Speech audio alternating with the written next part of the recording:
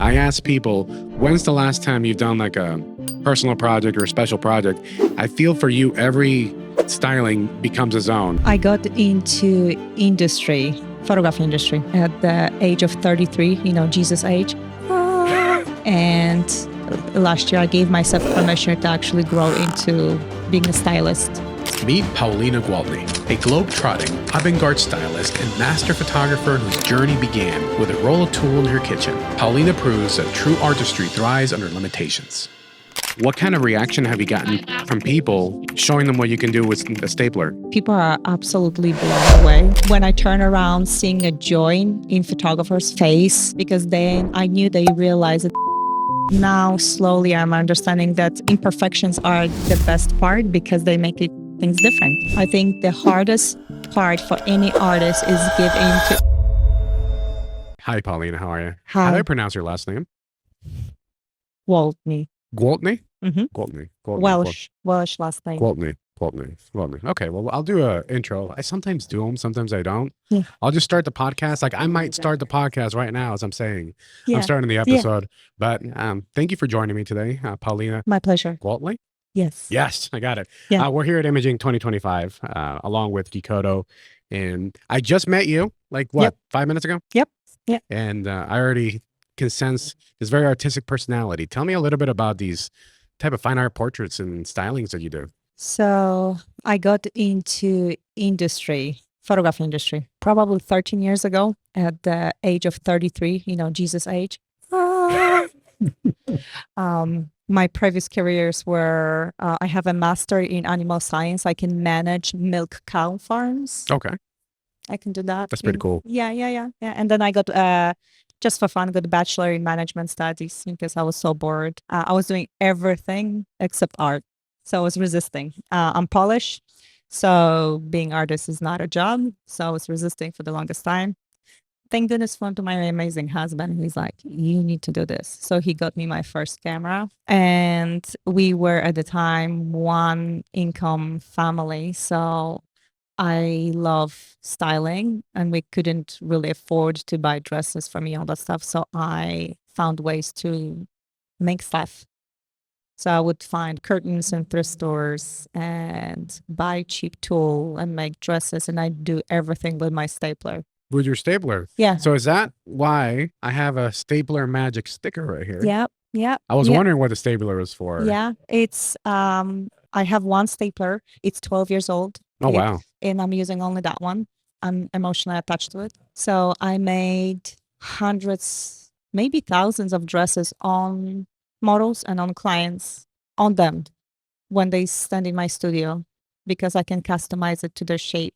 They don't have to worry about the size. I don't have to worry about the size. I don't have to worry about the height of the waist and the length of the arm because I customize it to them. And it's the most beautiful experience for them because they can just feel appreciated and it's exciting to have something made on you. Not many people have opportunity to do that. So yeah, so that's kind of like my practical side of being an artist and making things because I didn't have money, so I got creative.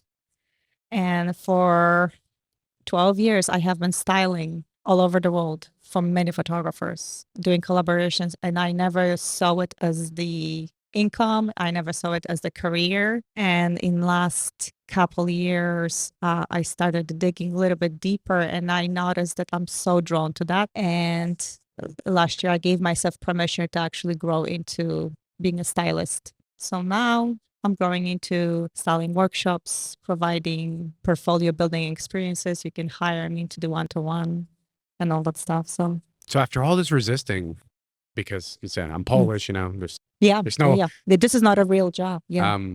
Now that you've reached this level, you've impacted all these different people, collaborated. What kind of reaction have you gotten from people showing them what you can do with a stapler? People are absolutely blown away. We just had a demo on the floor. I made a paper gown dress on a shoestring with staplers. And when I turn around, seeing a joy in photographers' face, because then I knew they realized that they can take it home, make it on by themselves. It's not that hard. It's just someone has to show it to you. So I keep opening the door for other creators to just allow themselves to reach to the sky and make magic happen and create fine art and build something fun and or even just play. You don't have to build it with a concept or for competition or a client. You can just play. So yeah. Sometimes you just have to play and try things out, see what works and doesn't. I always say, like, you will never repeat the same dress because you are literally, fake it till you make it. And they never look the same. You can never repeat it because, like, with the crepe paper, you just crimple it and you staple it and you hang it on a shoestring. And every time you hang it on a shoestring, it just looks different. What's fascinating is that you're giving people an opportunity to understand that you truly are only limiting yourself. Yes. Because if you think about things, whether it's paper or it could be aluminum foil, it could be duct tape, it could be really anything, a garbage bag. Yeah. You can get something creative out of it if you really try it out, right? Just start it. Just make mistakes. And then it'll eventually work. Yeah. I was like, do you have blankets at home? Try blankets. See how's that photograph. Like, take your dish towels and see how that photographs. It's a fabric. Fabric is a fabric. There's no real limitations. I make pieces out of the upholstery. Those are really fun to work with. I made pieces out of old curtains. Tomorrow, I'm styling a piece out of gauze, which is basically fabric for diapers. Okay. I dyed it and it's very see-through, but it's very like couture, very voguey look. So as soon as you start playing, I think the hardest part for any artist is give in to inner child and let yourself play because we live by expectations. So when do you know your piece is done? When I look at it and see, I love it. When my heart gets excited and I want to photograph it. And there's, of course, I learned that I have to tell myself, stop. This is enough. Because I would doubt myself. But now slowly I'm understanding that imperfections are the best part because they make things different. You have to embrace imperfection. Yeah. What's been one of the most memorable pieces that you've made for yourself? For myself, I think that crepe dress, it was actually, I was doing a branding for opera singer and she came in and she showed me a dress during consultation. And the dress is a designer from like 2007 from Vogue cover. The dress is in Meta in New York. We couldn't get our hands on it. I'm like, let me try to see if I can make it. And I sat on it and thought about it. And like the textures, all the texture was a heavy cotton dress, a lot of textures. And I'm like, a crepe paper will have the same texture. And I made it for her. And that was the beginning of the great adventure because every single client was requesting it. Then I took the dress to Europe. Because I can fly with just a paper and make them on a spot. So I shot it in French Riviera, in Venice, Italy. I shot it in Provence in France. So in the middle of the lavender fields. So absolutely gorgeous locations. Yeah. Now, are you based out of Europe or you moved here to the States? I moved to States 20 years ago. Right now I'm in Austin, Texas. My husband and I, we travel a lot. He was, when I moved to States, he was military at the time. Now he retires and we settle in Texas. Given that he's military, does he have any artistic bone in him or does he have a particular hobby? He's logistic. He's my logistic guy. Right now, we are slowly getting him into the management of the company because it's growing so fast. Between photography and styling, I'm just running out of the hours in a day. So he is the one like, hey, we need this happen. We need to schedule this. So he's just kind of helping me to keep things on track when I'm running around screaming with a hot glue gun and stapler. I asked this question to different guests. I'm getting the feeling that you'll understand why I'm going to say this. I feel like every project you're doing is like your own little special project. I ask people, when's the last time you've done like a personal project or a special project? I feel for you, every styling becomes its own. Was that a fair statement? Yeah. I don't have a filter. It's a result of working on myself because I would filter myself for the longest time. I didn't allow myself to buy things and I was just like, no, I should not do that because it's not cost effective for a company. And at some point when I let it go, I'll address that inner child to let her play. Yeah. Every single project, I invest myself so much. But since I'm working with other creators, I'm creative and to find a balance of stepping away and letting them to drive the project to the end. So I give them tools. I tell them, I can do this. What are you going to choose? Where's your vision? And I'm just let the ring, the control over to them, because in the end, if it's something for someone else, it's not my project. I'm just helping. I absolutely love that. Now you're here at Imaging. What brings you to Imaging? So I'm styling the Backdrops Gallery shooting bay. Backdrops Gallery, Ilona is out of Canada. She's Polish as well. This is how we connected Nice. over pierogi. And she reached out to me, I think at a WPPI last year or something, on another conference. And she's like, oh my gosh, this is my first concert. I don't know what I'm doing, yada, yada. I'm like, girl, I got you. Like, what you need? Do you need lights? Do you need models? And I helped her out. And then this is how our relationship started. So I came here to style for her so she can focus on selling backdrops, but yet she has a beautiful shooting bay with model and my costumes. That's wonderful. That's wonderful how things play out from these events. Yeah. Question for you.